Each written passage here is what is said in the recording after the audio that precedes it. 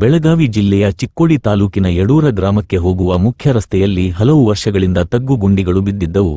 ಸಾರ್ವಜನಿಕರು ಅನೇಕ ಬಾರಿ ದೂರು ನೀಡಿದರೂ ಸಂಬಂಧಪಟ್ಟ ಪಿಡಬ್ಲ್ಯೂಡಿ ಅಧಿಕಾರಿಗಳು ಗಮನಹರಿಸಿರಲಿಲ್ಲ. ಆದರೆ ನಾಳೆ ಉಪರಾಷ್ಟ್ರಪತಿ ಆಗಮನದ ಹಿನ್ನೆಲೆ ತುರ್ತಾಗಿ ರಸ್ತೆ ದುರಸ್ತಿ ಕಾರ್ಯ ಆರಂಭಿಸಲಾಗಿದೆ. ಗುಂಡಿಗಳನ್ನು ತಾತ್ಕಾಲಿಕವಾಗಿ ಮುಚ್ಚುವ ತೆಪೆ ಕೆಲಸ ನಡೆಯುತ್ತಿದೆ.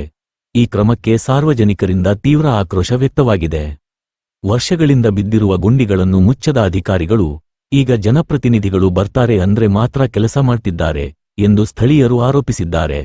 ಮಾಡೋದಿದ್ರೆ ಶಾಶ್ವತ ಕೆಲಸ ಮಾಡಿ, ತೆಪೆ ಕೆಲಸ ಬೇಡ ಎಂದು ಚಿಕ್ಕೋಡಿ ಪಟ್ಟಣದ ಸಾರ್ವಜನಿಕರು ಒತ್ತಾಯಿಸಿದ್ದಾರೆ. ಸರ್, ಚಿಕ್ಕೋಡಿ ತಾಲೂಕಿನಾಗ ಎಲ್ಲ ರಸ್ತೆಗಳು ಹಾಳಾಗಿದ್ದಾವೆ. ಈಗ ಯಡೂರು ಜಾತ್ರೆ ನಡೆದೈತಿ. ಆ ಜಾತ್ರೆ ಸಂಬಂಧ ನಮ್ಮ ರಾಜ್ಯದ ಜನಪ್ರತಿನಿಧಿಗಳ, ಮಂತ್ರಿಗಳ, ರಾಷ್ಟ್ರಪತಿಗಳು ಬರೋದನ್ನು ಇವತ್ತು ಪ್ಯಾಚ್ ವರ್ಕ್ ಮಾಡೋದಾರ. ಇಷ್ಟು ದಿವಸ ಎಲ್ಲಿಗಿರು ಜನ ಬಿದ್ದ ಸಾಯದಾರ. ಅದನ್ನು ನೋಡಲಿಲ್ಲ ಅಧಿಕಾರಿಗಳು. ಮಂತ್ರಿಗಳು ಬರೋದನ್ನ ಪ್ಯಾಚ್ ವರ್ಕ್ ಮಾಡೋದಾರು. ಇದನ್ನು ನಾವು ಖಂಡಿಸ್ತೇವೆ. ಇಂಥ ನಾಟಕ ಮಾಡಬೇಡ್ರಿ. ನೀವು ಪ್ಯಾಚ್ ವರ್ಕ್ ಬಿಟ್ಟು ಖಾಯಂದ ರಸ್ತೆ, ಶಾಶ್ವತ ರಸ್ತೆ ಮಾಡೋದ್ರ ಮಾಡಿರಿ.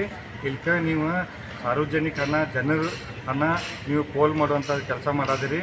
ತಕ್ಷಣ ಇದನ್ನು ಬಂದ್ ಮಾಡಿ ಶಾಶ್ವತ ರಸ್ತೆ ಮಾಡಿಕೊಡ್ಬೇಕಂತ ನಾವು ತಮ್ಮ ವಾಹಿನಿ ಮುಖಾಂತರ ಒತ್ತಾಯ ಮಾಡ್ತೀವಿ.